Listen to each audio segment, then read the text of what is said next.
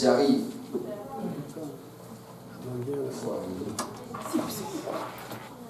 Galates chapitre 2, à partir du verset 20, la Bible dit, juste le verset 20, la Bible dit, j'ai été crucifié avec Christ.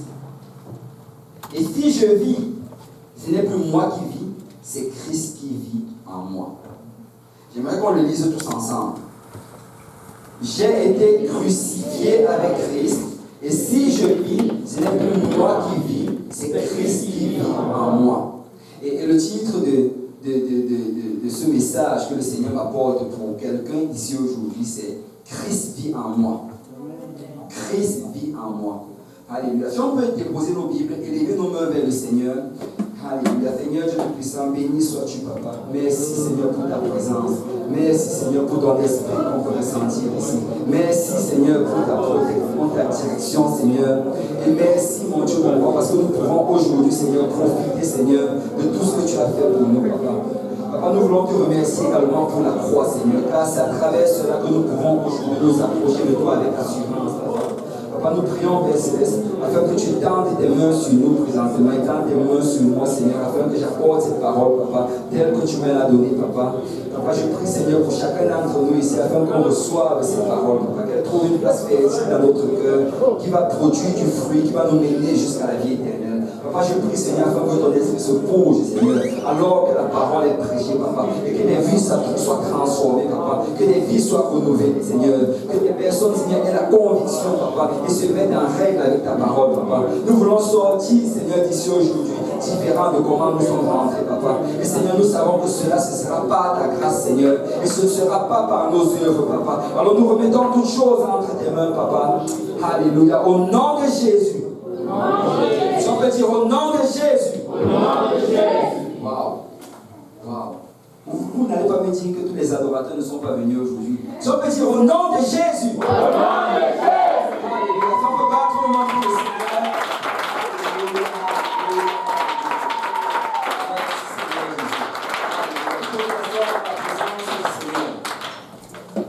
Je ne sais pas s'il y a quelqu'un qui a la vie de Christ en lui aujourd'hui. Amen. J'ai la vie de Christ en moi. Et tu sais, quand tu as la vie, il y a deux choses qu'on veut voir. Un enfant vient de naître, la plupart d'entre vous le savez, quand un enfant vient de naître, on veut voir deux choses. On veut voir le bruit et on veut voir le mouvement.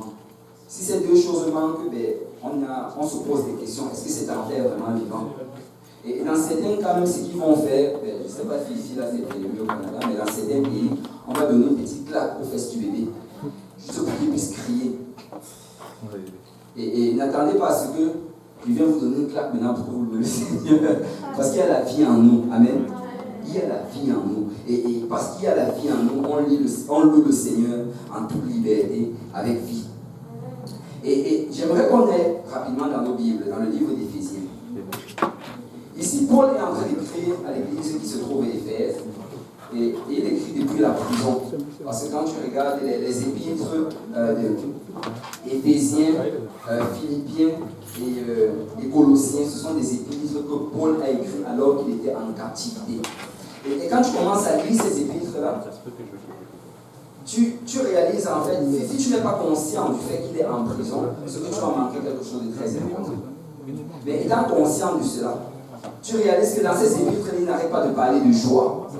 Il n'arrête pas de parler d'amour. Il n'arrête pas de parler d'assurance. Et ça, ce ne seront pas des termes que tu verrais sortir de la bouche d'un prisonnier. Mais Paul savait qu'il y avait la vie de Christ en lui. Amen. Il y a la vie de Christ en lui. Dis-toi à toi-même, j'ai la vie de Christ en moi. Amen. Et regardez, Éphésiens chapitre 1. Et on va passer les salutations. On arrive directement au verset 3. Béni soit Dieu. Waouh. Après avoir salué tout le monde, il dit béni soit l'Éternel. Béni soit Dieu, le Père de notre Seigneur Jésus-Christ, qui nous a bénis de toutes sortes de bénédictions spirituelles dans les lieux célestes en Christ. Regardez, la première chose auquel je vais attirer votre attention ici, c'est qu'on dit que Dieu nous a bénis de toutes sortes de bénédictions spirituelles. Tu sais, quand tu donnes ta vie au Seigneur, quand tu obéis à l'évangile, automatiquement le Seigneur te bénit de bénédictions spirituelles. Ce même jour-là, c'est comme si les écluses des cieux s'ouvrent et que le Seigneur déverse de ses bénédictions sur toi. Mais tu sais, si tu regardes bien, ici, on te parle de bénédiction spirituelle. Amen. Il y a certaines personnes qui pensaient que quand ils allaient commencer à servir le Seigneur, automatiquement, ils allaient devenir plus riches. Ils allaient avoir une augmentation à leur travail. Les gens de l'église allaient plus lui donner de l'argent. L'église même allait lui donner de l'argent. Parce que certaines personnes pensent en fait que l'église est là pour te nourrir. Mais ce n'est pas cela. Parce que quand on te parle ici de bénédictions, ce sont des bénédictions spirituelles. Si tu veux avoir plus d'argent, il faut juste que tu travailles plus. Amen. Amen. Amen. Et ici, il dit des bénédictions spirituelles. Les bénédictions spirituelles, c'est quoi? C'est la joie. Amen. Et il y a des gens qui sont un peu plus joyeux depuis qu'ils servent le Seigneur. Amen. Amen. Les gens disent Amen. Si tu es joyeux, montre que. Amen. Quand nous sommes joyeux, on le montre par le sourire. Est-ce qu'il y a des gens qui sont un peu plus joyeux depuis qu'ils servent le Seigneur? La Bible dit que quand nous tournons nos regards vers l'Éternel, nous sommes rayonnants de joie. Alors si tu peux juste tourner tes regards vers l'Éternel, regarde vers ton voisin et juste sourire. Nous sommes rayonnants de joie parce que nous avons tourné nos regards vers l'Éternel. Et la Bible dit que le royaume des cieux, ce n'est pas le manger, le boire, mais la justice, la paix et la joie dans le Saint-Esprit. Les bénédictions spirituelles, c'est la joie. Les bénédictions spirituelles, c'est la paix. Les bénédictions spirituelles, c'est la justice, c'est l'amour. Et le Seigneur nous a bénis de cela. Tu sais, si tu prends souvent le temps de juste faire une pause au milieu de toute la tristesse que le monde ici veut faire tomber sur toi, et tu commences à évaluer tout ce que le Seigneur t'a donné, laisse-moi te dire qu'à un moment, tu vas juste sourire, tu vas dire merci Seigneur. Merci Seigneur, parce que ces choses qu'il t'a données, tu ne peux même pas les avoir dans le monde. Amen. Vous savez, jour après jour, on ne fait qu'entendre des choses. On entend ces célébrités-là qui décèdent à gauche et à droite. Et je vois, il y a cela 1 ou 2 jours, on dit que Prince, c'est lui qui est célèbre depuis, c'est pas les années 70, et il est mort récemment. Et on a en train de faire une enquête, et probablement c'est à cause d'une overdose. Peut-être qu'il a pris trop de drogue. Et quand tu regardes, ce n'est pas lui seul, il y a beaucoup de célébrités, de ces personnes riches qui meurent à cause d'overdose, à cause de ce style de vie-là. Pourquoi? Parce qu'ils sont en train de chercher la joie là-bas. Mais nous, quand nous venons dans la maison du Seigneur, le Seigneur nous donne la joie. Nous sommes bénis. Nous n'avons pas besoin de prendre de la drogue pour avoir la joie. Amen. Nous n'avons pas besoin d'aller dans les clubs pour avoir la joie. Nous n'avons pas besoin d'avoir une augmentation pour avoir la joie. Notre joie se trouve en Christ. Amen. Le Seigneur les a déversés en nous. Et nous sommes bénis spirituellement. Et regardez le verset 4. En lui, Dieu nous a élus avant la fondation du monde pour que nous soyons saints et irrépréhensibles devant lui. Tu sais, ça c'est un terme souvent que les gens ne sont pas très à l'aise avec ça. Élus avant la fondation du monde. Et Paul continue même quand je regarde le verset 5, il dit, nous ayant prédestinés dans son amour à être ses enfants d'adoption par Jésus-Christ selon le bon plaisir de sa volonté. Et regarde, il y a certaines personnes qui ont bâti leur doctrine aujourd'hui, leur enseignement sur la prédestination. Peut-être quelqu'un ici l'a déjà entendu. Il y a un groupe religieux qui enseigne qu'il y a 2 catégories de personnes aujourd'hui. Il y a ceux de la descendance de Caïn, il y a ceux de la descendance d'Abel. On dit que la descendance de Caïn, en fait, ils disent que Caïn, en lui-même, que c'est l'enfant qui est né je ne sais pas c'est quoi le terme le plus approprié pour ça, de la relation sexuelle entre le serpent et Ève. C'est ça qu'ils disent. Que le serpent couchait avec Ève, et c'est comme ça que Caïn est né. Et ils disent que tous ceux qui sont de la descendance de Caïn sont maudits, ils vont aller en enfer. Donc ça veut dire qu'aujourd'hui, si tu te trouves ici présent, il faudrait que tu ailles après sur Google, tu recherches pour savoir c'est quoi tes origines. Si tu es de Caïn, tu n'as pas besoin de venir à l'église. Et ils disent par contre, ceux qui sont de la descendance d'Abel, eux, ils sont bénis, ils sont prédestinés. Car en fait, c'est ça que ça signifie, prédestinés. Mais vous savez, ceux qui le disent d'habitude, les Écritures sont très bien pour contredire ces gens-là. Amen. Parce que la Bible nous dit qu'aujourd'hui, il n'y a personne de la descendance de Caïn. Parce que nous sommes tous de la descendance de Noé. Amen. ceux qui étaient avant Noé sont morts dans le déluge. On nous dit que Noé est descendant de Seth. Donc nous n'avons même pas besoin de rentrer dans cette doctrine-là. Ils sont complètement à l'erreur. Amen. Mais si on nous parle de prédestination, vous savez, quand tu regardes cela, on te dit prédestiné dans son amour à être ses enfants d'adoption par Jésus-Christ. Qu'est-ce que ça veut dire? Ça veut dire en fait que quand tu entres en Jésus-Christ, automatiquement tu deviens un enfant d'adoption de Dieu. Aucun d'entre nous ici n'était prédestiné. Amen. Aucun d'entre nous on s'est déjà écrit que ok, lui va aller au ciel, lui va aller en enfer. Quand on parle de prédestination, c'est parce que notre prédestination se trouve en Jésus-Christ. Ça veut dire que regarde, à la fin des temps, il y a ceci. Ceux qui sont en Jésus, c'est l'épouse de Christ. C'est eux qui vont aller dans le royaume des cieux. Ceux qui ne sont pas en Jésus, ben, ce sont les enfants de l'iniquité. C'est eux qui vont aller du mauvais côté.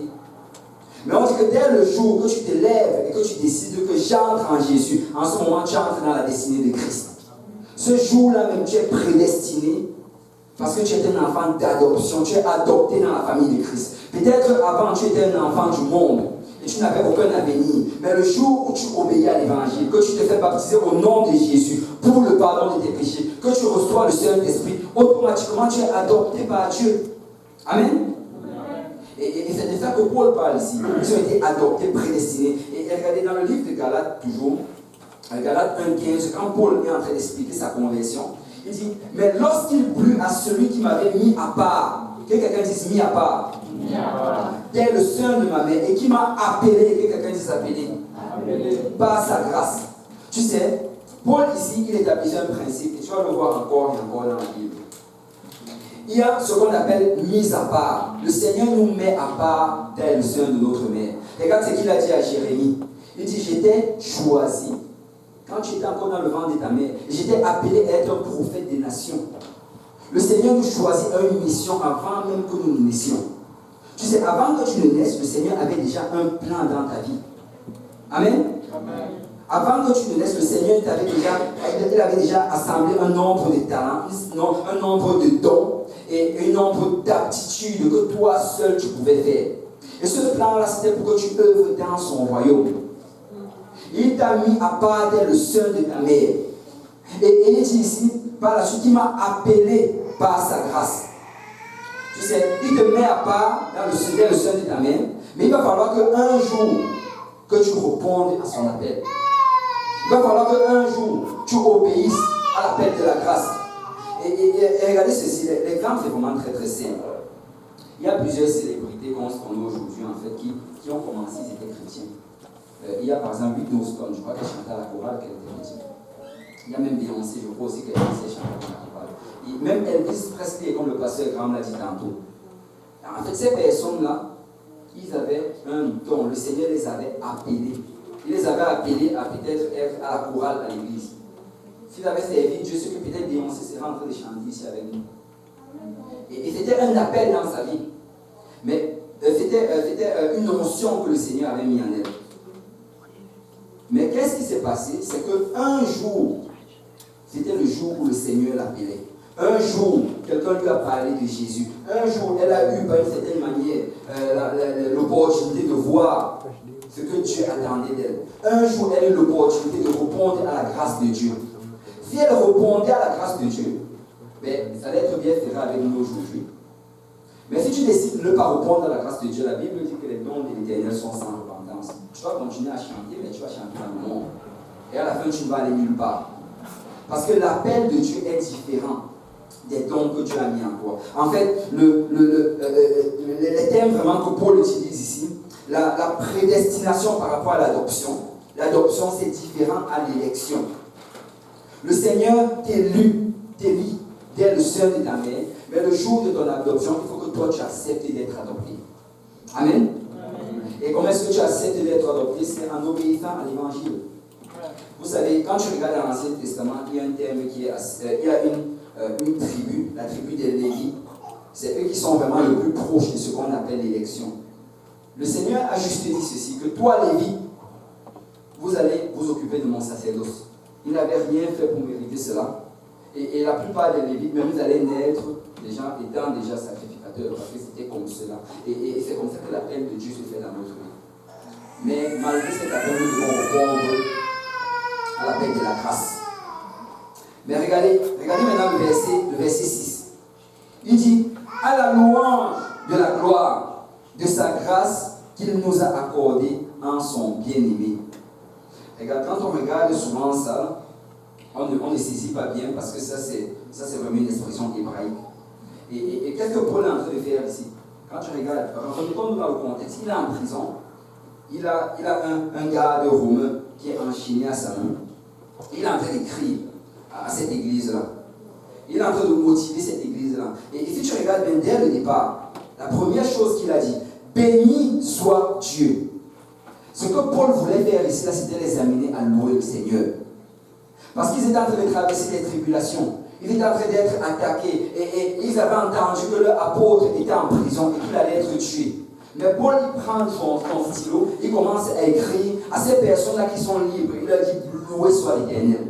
Bénissez l'Éternel. Et je vais vous donner des raisons pourquoi vous devez bénir l'Éternel. L'Éternel vous a béni de toutes sortes de bénédictions spirituelles. L'Éternel vous a élu pour ce sacerdoce dont vous ne méritiez même pas. Le Seigneur vous a appelé par sa grâce. Et par la suite, il dit, à la louange de sa gloire. Ça veut dire que c'est une bonne raison de louer l'Éternel. Je ne sais pas s'il y a quelqu'un qui veut louer l'Éternel maintenant.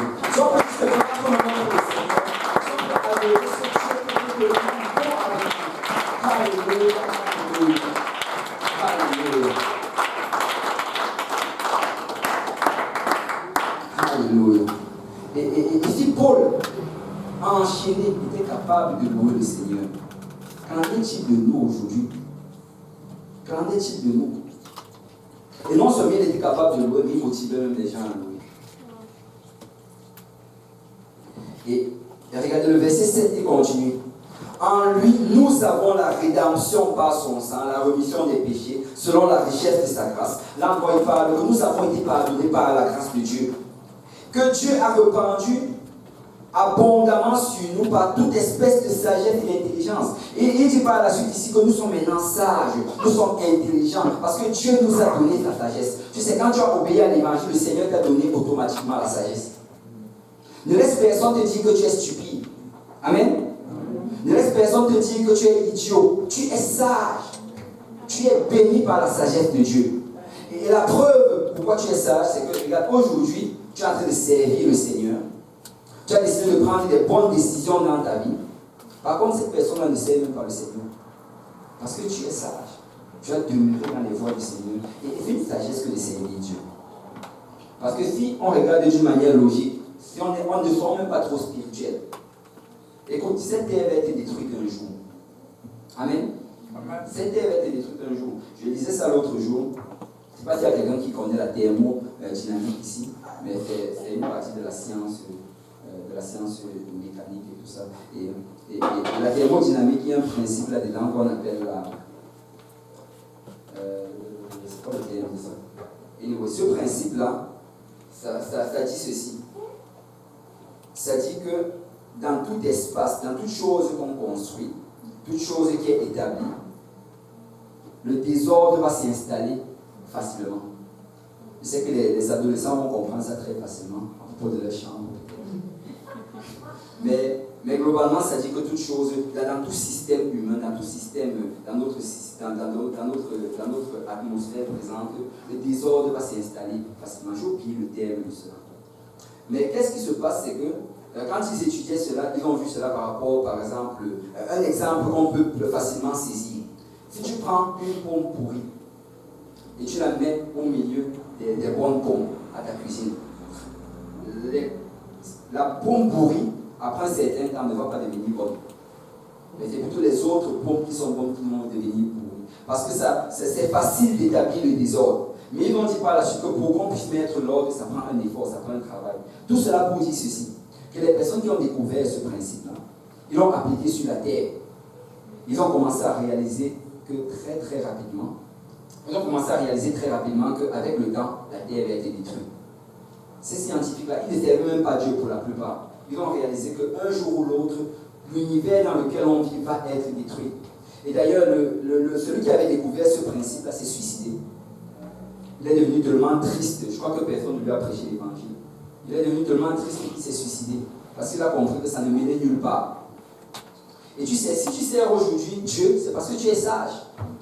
Tu sais que cette terre ne va nulle part, mais qu'un jour, quand la trompette va sonner, alléluia, tu vas juste monter à la rencontre du Seigneur dans les airs. Et on anticipe ce jour-là. Amen. Amen. Et regardez le verset 9. Nous faisons connaître le mystère de sa volonté selon le bienveillant dessein qu'il avait formé en lui-même. Et il nous dit ici que Dieu a fait tout cela par sa grâce. Tout ce que nous faisons aujourd'hui, c'est par la grâce de Dieu. En lui, nous avons le vouloir et le faire. Et il dit au verset 10, pour le mettre en exécution lorsque les temps seraient accomplis, de réunir toutes choses en Christ, celles qui sont dans les cieux et celles qui sont sur la terre. Waouh! La Bible dit que tout est réuni en Christ. Réunir toutes choses en Christ, celles qui sont sur les cieux et celles qui sont sur la terre. Parce qu'aujourd'hui, tout a été bâti sur la base de Christ. Cette terre, si elle tient encore, c'est à cause de Jésus-Christ. En fait, tout se passe en Christ. Mais regardez, au verset 11, il dit, en lui, nous sommes aussi devenus héritiers, ayant été prédestinés suivant la résolution de celui qui opère toutes choses d'après le conseil de sa volonté. Tu sais, après leur avoir dit cela, il leur dit, écoutez, nous connaissons le mystère de la volonté de Dieu. Écoutez, nous sommes intelligents, nous sommes sages par la grâce de Dieu. Et écoutez, nous sommes héritiers avec Dieu. Et regardez le verset 12. Là maintenant, il revient encore à ce qu'il voulait vraiment faire. Afin que nous servions à la louange de sa gloire, nous qui d'avance avons espéré en Christ. Il dit que ça, c'est une autre bonne raison de louer le Seigneur. Je ne sais pas si on peut encore louer le Seigneur. Alléluia. Alléluia. Alléluia. Merci Seigneur. Alléluia. Alléluia. Le Seigneur nous a bénis. Nous sommes bénis. Nous sommes bénis. Amen. Amen. Et quand tu regardes, la première fois, il nous a menés à louer, mais la deuxième fois, il y a même un autre principe qui sort de cela. Il dit ici, afin que nous servions à la louange de sa gloire. Qu'est-ce que Paul est en train de dire ici? Paul dit que les choses en fait que le Seigneur a fait pour nous, non seulement c'était pour qu'on puisse être bénis, mais c'est pour qu'on puisse amener les autres aussi à louer le Seigneur. En fait, il faut que quand les autres voient ce que le Seigneur a fait dans ta vie, qu'ils louent le Seigneur. Amen. Il faut que quand quelqu'un te voit, il ait plus envie de louer le Seigneur. Il y a certaines personnes que quand les gens le voient, ils veulent plus maudire Dieu. À cause de tous les mauvais coups qu'ils les ont faits. À cause de tous les combats. Mais nous devons servir le Seigneur d'une manière irréprochable, de telle manière à ce que quand les gens nous voient, ils veulent juste louer le Seigneur. Que quand on te voit en distance, on commence à lever les mains. Oh, béni soit l'Éternel, les amis. Je suis tellement content de te voir. Chaque fois que je te vois, tu es une bénédiction pour moi. Amen. Et nous devons amener les gens à louer le Seigneur par notre style de vie, par nos paroles et par nos actions. Et il dit au verset 13, en lui, vous aussi, après avoir entendu la parole de la vérité, l'évangile de votre salut, en lui, vous avez cru et vous avez été scellés du Saint-Esprit qui avait été promis, lequel est un gage de notre héritage pour la rédemption de ce que Dieu s'est acquis à la louange de sa gloire. Il revient encore à la louange de sa gloire. Peuple de Dieu, nous devons apprendre à louer le Seigneur. Au milieu de toutes nos difficultés, nous devons louer le Seigneur. Parce qu'il a tellement fait pour nous. Et ici, il parle du Saint-Esprit. Il dit que nous avons été scellés du Saint-Esprit. Et il dit que ce Saint-Esprit, c'est un gage. Regardez, le mot gage ici, ça signifie ceci. Quand tu vas acheter une maison, on va te demander d'abord de faire un dépôt. Et quand tu vas faire ce dépôt-là, on va enlever la pancarte qui est devant la maison qui disait à vendre. Ça veut dire que la maison, elle n'est plus à vendre. On n'est plus à la chercher. Et c'est ça le gage. Quand tu as reçu le Saint-Esprit, Dieu mettait un dépôt dans ta vie. Le Seigneur était en train de dire au diable et à tous les démons, cette personne m'appartient. Il n'est plus à vendre. Il ne va plus faire des choses. Il n'est plus ton esclave. Il m'appartient. Et le Seigneur a mis ce gage dans nous. Et c'est le gage de notre héritage. Ça veut dire qu'un de ces jours, quand la trompette va sonner, nous allons monter. Parce que le Seigneur nous a déjà achetés. Il a déjà payé le prix. Et nous ne sommes plus à vendre. Amen. Et Paul dit, à la louange de sa gloire, si on peut encore louer le Seigneur. Alléluia.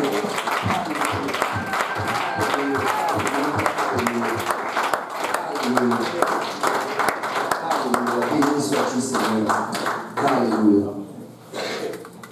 Mais regardez, toutes ces choses que nous avons héritées, c'est parce que Christ vient.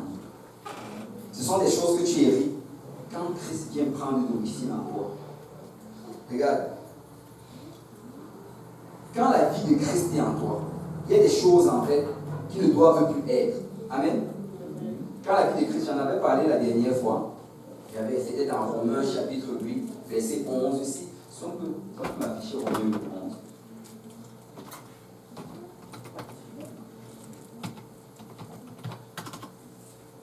C'est Romains 8, 11 là. La Bible dit, et si l'esprit de celui qui a ressuscité Jésus d'entre les morts habite en vous, celui qui a ressuscité Christ d'entre les morts rendra aussi la vie, que quelqu'un dise la vie, à vos corps mortels par son esprit qui habite en vous. Et quand j'en avais parlé, j'avais mentionné que beaucoup de personnes traduisent ceci, disent que ceci est en train de parler de la résurrection des morts quand la trompette va sonner.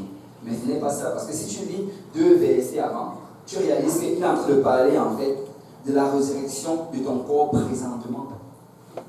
Il est en train de dire que quand tu étais dans le monde, tu aimais les choses du monde, tu aimais les choses charnelles. Mais que quand tu reçois le Saint-Esprit, tu as la vie de Christ en toi. Amen. Christ vit en toi. Et à cause de cette vie-là, les choses que tu aimais avant sont en train de disparaître, alors que Christ est en train de vivre jour après jour. Il est en train de te transformer à son image. Amen. Et quand tu reçois le Saint-Esprit, si tu commences à marcher selon cet esprit-là, Christ va vivre en toi. Et alors que Christ vit en toi, tu es changé, tu commences à pratiquer la sanctification. Et le Seigneur nous a appelés à cela, il nous a appelés à vivre la sanctification et à le pratiquer. Mais tu sais, quand Christ vit en toi, tu as aussi la possibilité et le pouvoir de changer l'atmosphère dans laquelle tu te trouves. Regardez, quand Jésus, si quelqu'un se rappelle, Jésus était dans le bateau, il y avait cette tempête-là qui tombait. Quand Jésus s'est levé, qu'est-ce qu'il a fait? Il a demandé à la tempête de s'arrêter. Amen. Et tu sais, parce que Christ vit en toi, tu es capable de calmer la tempête dans ta vie. Tu es capable d'arrêter toute forme d'obstacle, toute forme de distraction qui veut t'éloigner de la voie du Seigneur. Tu peux dire au nom de Jésus, tempête, tu t'arrêtes et la tempête va s'arrêter. Parce que Christ vit en toi. Et tu sais, parce que Christ vit en toi, tu es capable aussi de changer ton propre atmosphère spirituelle. Si tu arrives et tu ne te sens pas comme loué, tu peux tout simplement dire j'ai la vie de Christ en moi et tu commences à louer le Seigneur. Tu sais, tu ne vas pas juste sauter quand tu te ressens comme sauter. Même quand tu ne te ressens pas comme sauter, tu peux commencer à sauter. Je loue le Seigneur. Je loue le Seigneur parce que Christ vit en moi. Amen. Écoute, quelqu'un qui loue seulement sur la base de ses émotions, c'est quelqu'un de charnel. Amen. Souvent on regarde les charnels, oh les gens du monde sont charnels. Tu peux être charnel dans la maison du Seigneur. Tu arrives et tu attends d'abord, j'attends la bonne chanson. Ça c'est charnel. Parce que c'est ton corps qui est en train de dire que je veux bouger. C'est comme si tu étais à l'endroit de nuit en fait. Que tu attendais que la bonne chanson, comment tu commences. Si tu viens louer le Seigneur, tu n'attends pas la bonne chanson. Avant même que dès que la personne prend le micro, alléluia, je vais louer le Seigneur. Pourquoi? Parce que c'est ton esprit, ce n'est pas ta chair. Amen. Parce que Christ vit en nous. Et ce Christ qui est en nous veut louer le Seigneur. Parce que nous avons un esprit d'adoration. Amen. Et nous allons adorer le Seigneur. Et nous pouvons changer cette atmosphère. Tu arrives, on ne chante même pas ta bonne chanson. Il n'y a pas d'instrument de musique. Il n'y a rien. Tu es le seul à l'église. Alléluia. C'est le temps de louer. Je vais louer le Seigneur. C'est le temps d'adorer. Je vais adorer le Seigneur. Amen. Alors si quelqu'un peut juste louer le Seigneur.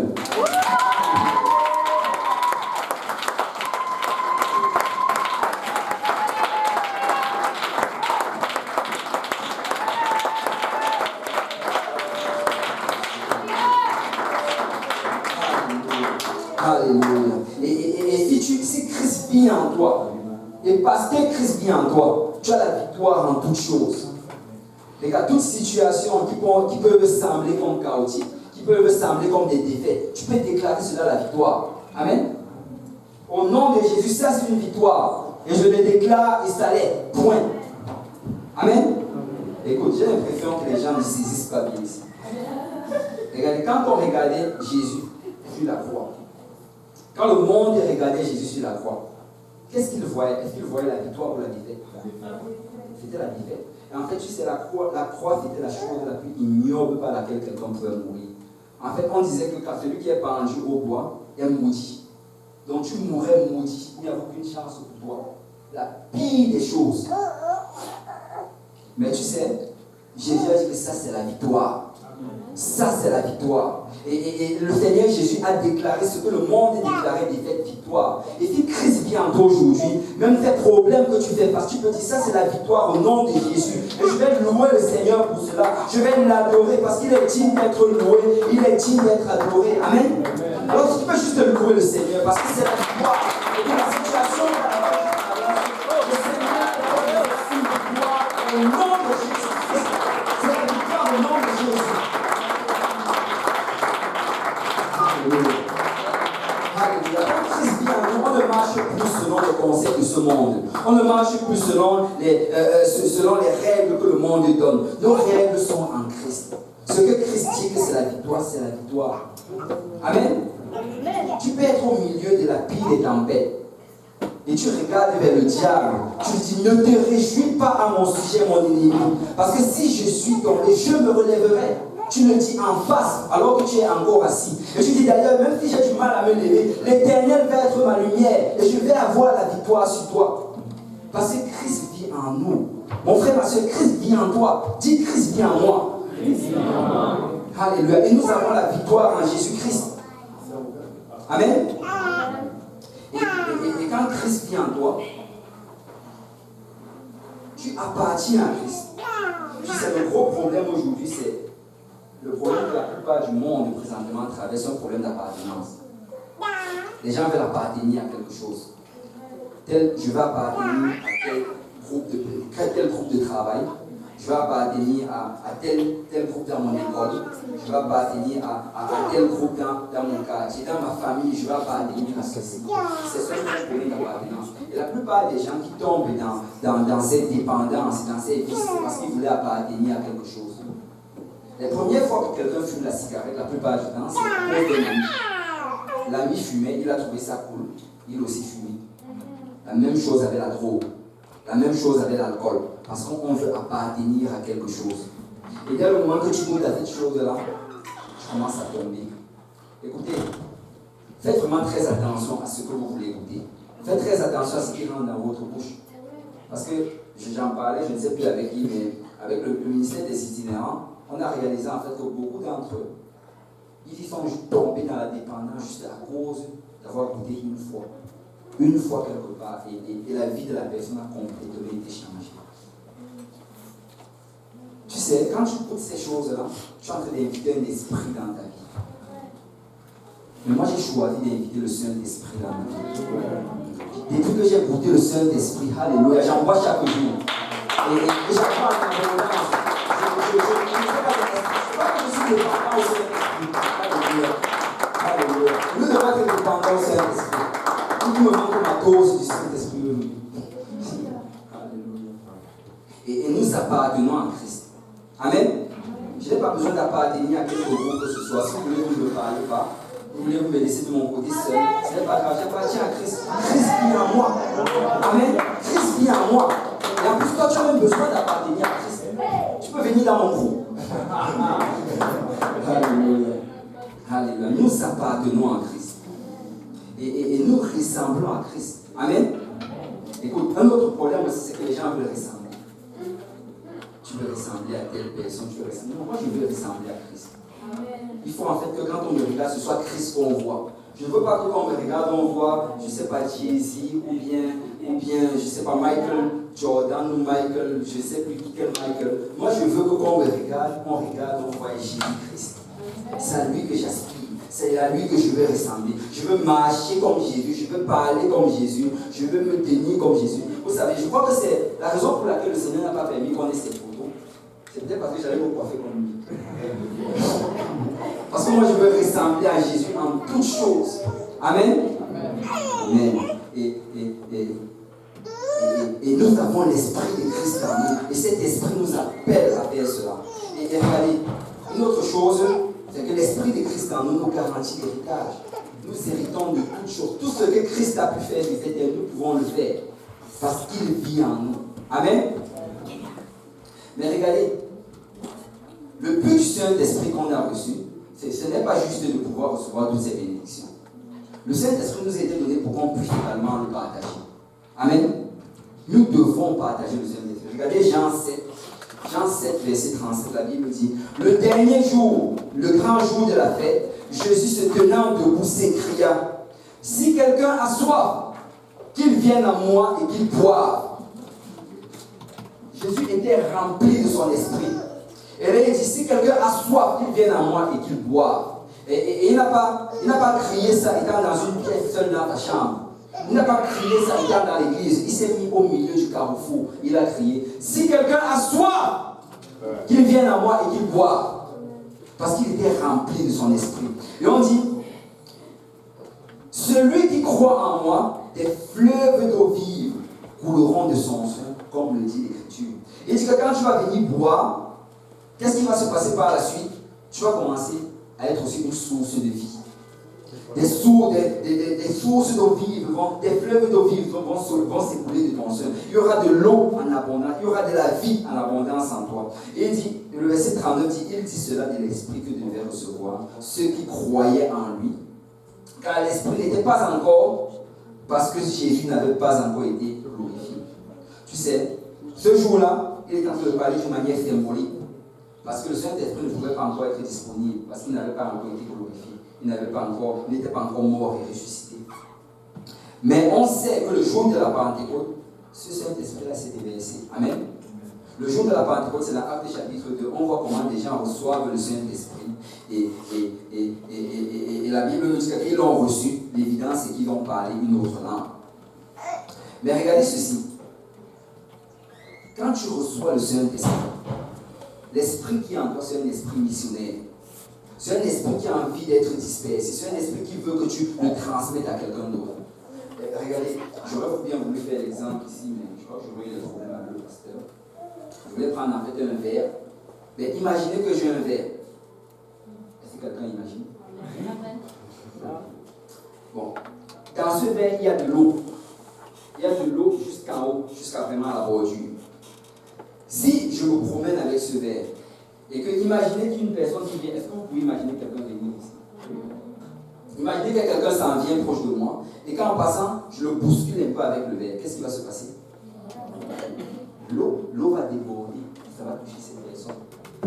Vous savez, quand nous sommes remplis du Saint-Esprit, toutes les personnes qu'on va toucher vont être affectées par cela.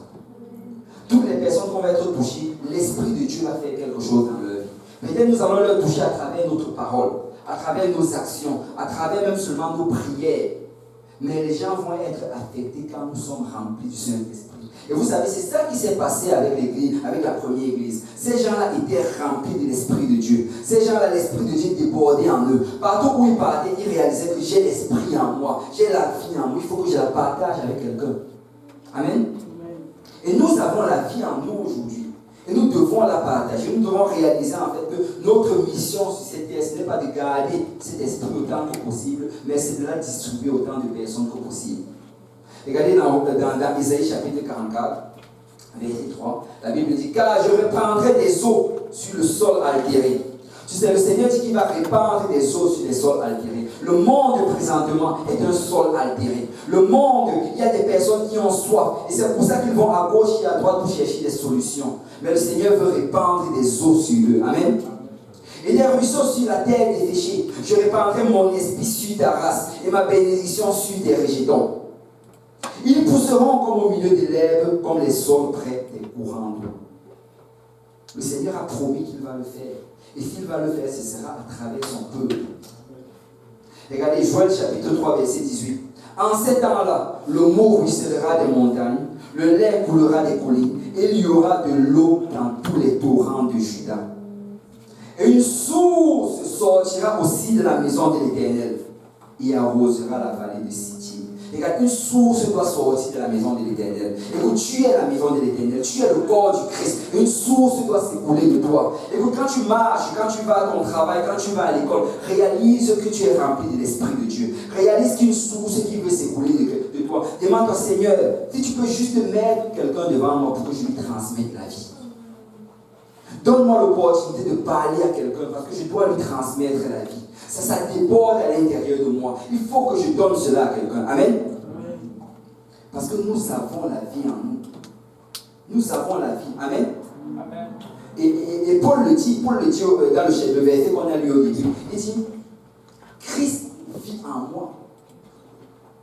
Peut-être que je suis dans les pires des situations. Peut-être qu'on essaie, parce qu'il a commencé à raconter toutes les situations par lesquelles il passait aux gens de Galate. Peut-être qu'il y a toutes ces choses-là, mais Christ vit en moi.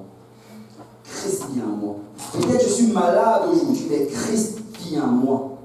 Peut-être que je suis endetté, mais Christ vit en moi. Peut-être que je traverse des problèmes dans ma famille, mais Christ vit en moi. On doit réaliser que nous avons Christ en nous. Amen. On doit réaliser qu'on a la puissance à l'intérieur de nous. Il dit, je vous donnerai une puissance. Et nous avons la puissance.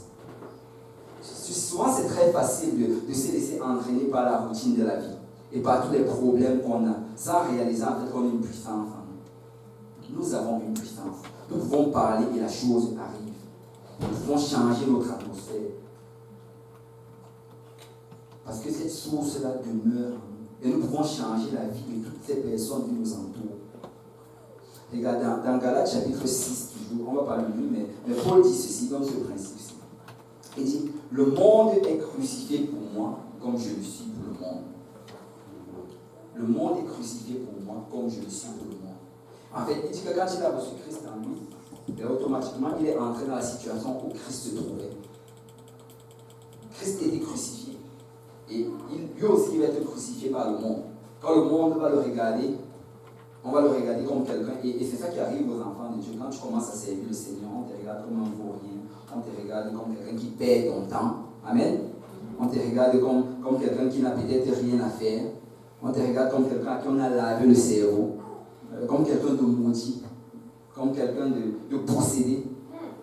Mais Paul dit ici, écoute, toutes ces choses-là qui sont arrivées en Christ, moi aussi ça m'est arrivé. Et je suis crucifié. Mais tu sais quoi, j'aime l'autre base. Il dit, le monde est crucifié pour moi. Qu'est-ce que ça veut dire? Ça veut dire que peut-être qu'il me regarde comme ça. Mais quand je regarde le monde, je vois qu'il n'y a rien qui m'intéresse dans le monde. Le monde pour moi, c'est la malédiction. On a vécu dans le monde, on sait ce qui s'y trouve. Il n'y a rien pour nous dans le monde. Donc le monde est crucifié pour moi. Peut-être qu'aux yeux du monde, je suis crucifié. Mais le monde également est crucifié pour moi. Parce que mon espérance se trouve en Jésus-Christ. Amen. Tout mon espoir est en Jésus. Et parce que j'ai Jésus en moi, j'ai la vie en moi. Et peu importe la situation dont je fais face, je peux déclarer cela victoire au nom de Jésus. Amen. Amen. Et nous devons, fils de Dieu, filles du Seigneur, nous devons marcher la tête haute. Nous devons marcher la tête haute. Écoute, arrêtons de marcher la tête basse comme si toute la malédiction du monde était tombée sur nous. Marchons la tête haute. Même si tu es malade, marche la tête haute. Parce que tu as la vie en toi, même dans ta maladie. Amen. Écoute, même si tu as des problèmes, marche la tête haute. Parce que tu as la bénédiction dans tes problèmes. Et la vie de Christ demeure en toi. Nous devons marcher la tête haute. Et souvent, c'est très facile de juste rester, compter tout ce qu'on n'a pas, tout ce qu'on aurait pu avoir, sans réaliser tout ce que le Seigneur nous a déjà donné. Et je crois que ce n'est pas un hasard si le Seigneur a choisi Paul pour écrire toutes ces choses-là. Parce qu'il était dans la pire des situations que tu pouvais trouver. Il était malade, il dit qu'il avait ce problème, il a prié le Seigneur. Alors qu'il priait pour guérir les autres, le Seigneur les guérissait, mais le Seigneur ne l'a pas guéri. Et il appelle ça un ange de Satan qui est collé à lui. Et il était en prison, on l'a déjà lapidé.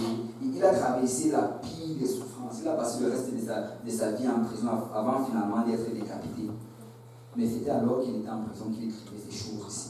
Il dit, j'ai la vie de Christ en moi. J'ai la vie de Christ en moi. Peut-être que je suis ici en prison, mais j'ai la vie de Christ en moi. Et vous savez, on dit que continuellement on devait changer les gardes qu'on accrochait à son poignet. Parce qu'il allait leur montrer qui est Christ.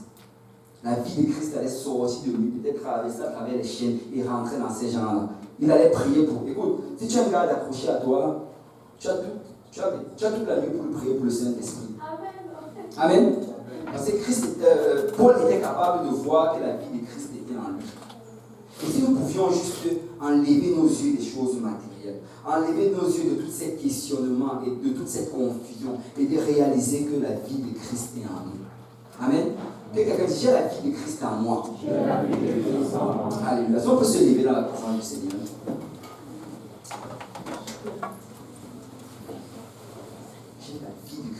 moi. Alléluia. L'autre jour, j'étais à l'évangélisation. Et c'est à ce moment-là que le Seigneur m'avait fait voir ça. Il m'avait fait réaliser en fait que nous avons la vie de Christ en nous. Et c'est quand tu as la vie de Christ en toi, tu réalises en fait que le monde est crucifié pour toi, comme toi tu es pour le monde. Et alors qu'ils sont en train de te regarder comme si tu étais quelqu'un qui perdait son temps, toi tu les regardes et tu réalises qu'ils ont besoin de recevoir ce que toi tu as. Et on allait à gauche et à droite, et j'ai changé ma manière d'évangéliser avec cela. Avant, on allait être très très poli. Bonjour, comment ça va, quel est ton nom, blablabla. Maintenant, je fais tout ça. C'est fini, j'ai la vie de Christ. Maintenant, j'ai dit, au pire, je vais juste te dire bonjour, peut-être. Mais après bonjour, je demande directement, est-ce que tu as déjà reçu le Saint-Esprit? Que tu sois musulman, bouddhiste, que tu sois athée, que tu sois philosophe, ce n'est pas mon problème. Tu as besoin que Christ habite en toi. Tu as besoin de la vie de Christ en toi. Et nous devons juste rentrer dans cette dimension-là et mettre nos problèmes de côté, mettre nos inquiétudes de côté, mettre même nos faiblesses de côté et réaliser que, écoute, même si je suis faible, Christ est fort et il vit en moi. Amen. Amen. Christ vit en moi. Dis que Christ vit en moi. Alléluia. Alléluia. Et je vais finir avec ceci. Je peux déjà commencer. Je vais finir avec ceci. Est-ce qu'il y a des gens qui connaissent ici Barnabas? Je ne parle pas de Barabbas, le bandit. Je parle de Barnabas. Barnabas, en fait, quand tu regardes dans la Bible, la première fois qu'on l'introduit, c'est dans le livre de Actes, je crois que c'est le chapitre 4, la fin du chapitre 4. Parce que c'est lui qui avait montré l'exemple, en fait. C'est lui qui était venu, il a vendu tout le champ qu'il possédait et il a apporté tout l'argent aux pieds des apôtres. Et la Bible dit en fait que son nom avant c'était Joseph, mais que les apôtres, en le connaissant, on a changé son nom, on a commencé à l'appeler Barnabas. Et moi, ce qui m'a aussi frappé, c'est que ce sont les apôtres qui l'ont nommé comme ça, ce ne sont même pas les gars du quartier, ce sont les apôtres. Je sais que nous avons la plupart d'entre nous ici des noms qu'on nous avait donnés au quartier. Mais gloire au Seigneur, c'est sur le sang. Amen. Mais lui, ce sont les apôtres qui lui ont donné ce nom-là, Barnabas. Et on nous donne la signification de Barnabas, le fils de la consolation.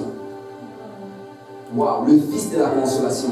Et si tu regardes ça en hébreu, vraiment, ce que ça dit, c'est le fils du Paraclet, le fils du Saint-Esprit.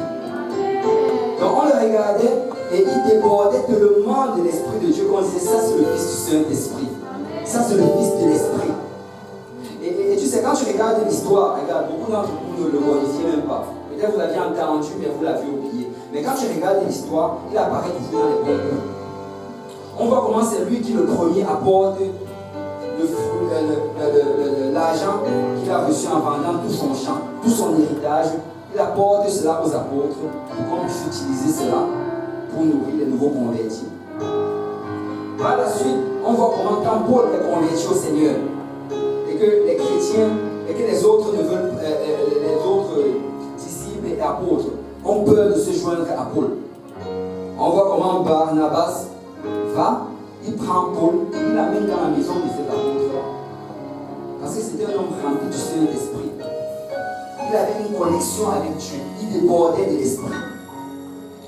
Par la suite encore, on voit comment quand ça commence à bouger à Antioche, quand il y a cette église-là, qui est cette église où il y a les païens qui rentrent à Antioche, et que l'église de Jérusalem commence à se poser des questions, comment gérer cela. On a choisi une personne pour envoyer entre autres choses. Il fallait que ce soit une personne qui ait du tact, qui ait beaucoup de bonté, qui soit remplie du Saint-Esprit. Et devinez qui est-ce qu'on choisit? Barnabas. On le prend et on l'envoie. La Bible nous dit que quand on a envoyé Barnabas, quand il est arrivé là-bas, on dit au verset 23, lorsqu'il fut arrivé, acte 11, 23, et qu'il eut vu la grâce de Dieu, il s'en réjouit. Il les exhorta tous à rester d'un cœur ferme, attaché au Seigneur, car c'était un homme bien, plein d'Esprit Saint et de foi. Et on dit une foule assez nombreuse se joignit au Seigneur. Tu vois, on te dit que le témoignage qu'on avait de Barnabas, c'était qu'il était un homme bien, un homme rempli de foi, rempli du Saint-Esprit. Et moi, ce qui m'a beaucoup marqué sur lui, c'est que tu le vois apparaître dans tous ces coups-là. Et si on arrive encore, un autre coup, c'est lui qui a été choisi pour aller avec Paul au travers de son voyage missionnaire. Mais dans tout cela, il n'a jamais cherché aucune gloire. Il était juste rempli du Saint-Esprit. Et tout ce qu'il faisait, c'était d'essayer de la partager à des personnes dans le conseil. Vous savez, quand moi je vois ces personnes-là, ce sont mes héros. Ce sont des personnes à qui j'aspire. Écoutez, je n'ai pas pour héros un joueur du Canadien de Montréal. Amen. Je n'ai pas pour héros un musicien ou bien un artiste. Mes héros, ce sont des personnages de la Bible. Des gens qui étaient remplis du Saint-Esprit. Des gens que quand on voyait Christ. Et Barnabas, justement, quand tu le voyais, partout il allait déverser cet esprit-là. Il allait aller, et quand tu allais le voir, tu allais dire, oui, le Saint-Esprit est dans ce jeune garçon. Le Saint-Esprit est en lui, je peux le ressentir. S'il déborde de l'esprit, juste en le touchant, en le frottant, je peux ressentir qu'il y a de l'esprit en lui. Et nous devons aspirer à ces choses-là. Parce que la vie de Christ est en nous. Et pour que cette vie-là puisse avoir de l'effet aujourd'hui, ça prend que nous commencions à marcher selon l'esprit. Amen. Et nous allons marcher selon l'esprit. Nous allons permettre à cette vie de vivre en nous. Allez, il faut que ça avance en avant.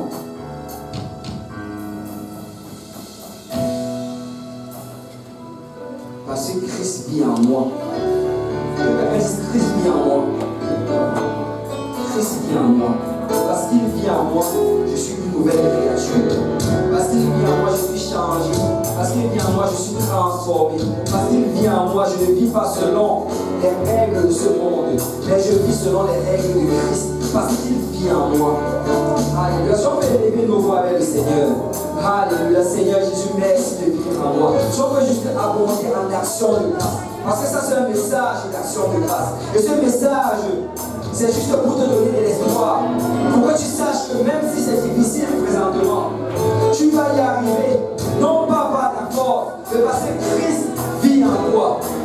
Même si tu as l'impression que c'est chaos après chaos, tu vas y arriver parce que Christ vit en toi.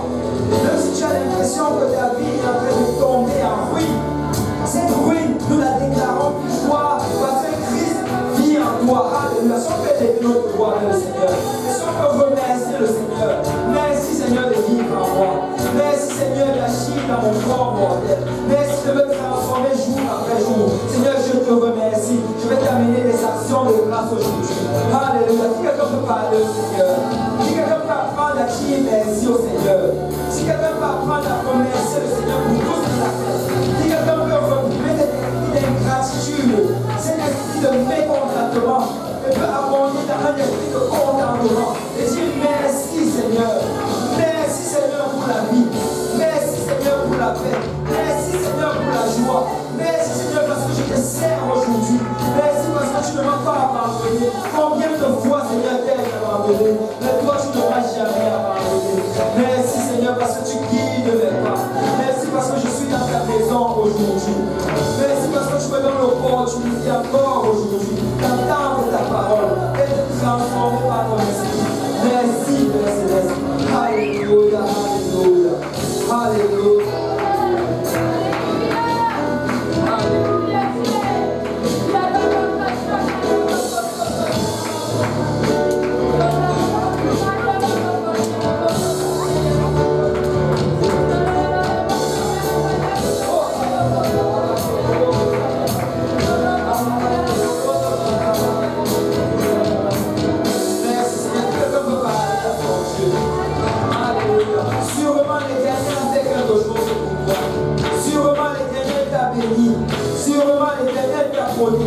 Sûrement l'Éternel avait rempli en toi de ta joie, de sa paix, de son amour.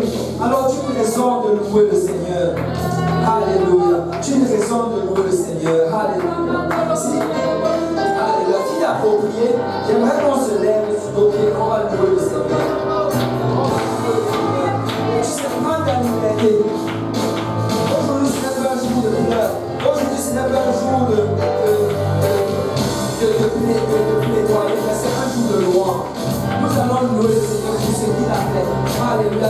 Sois libre de louer le Seigneur. Alléluia. Parce que où l'Esprit de l'Éternel est, là est la liberté.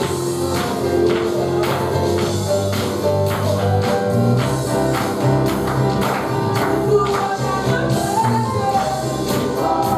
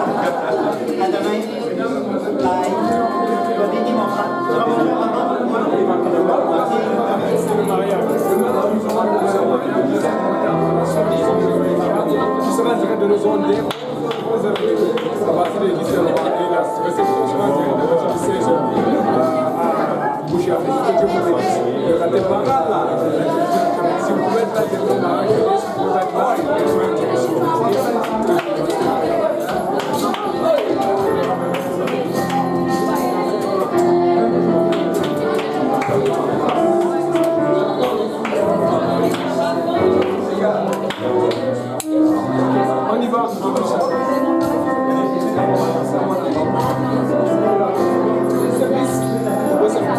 Tu vas à la maison.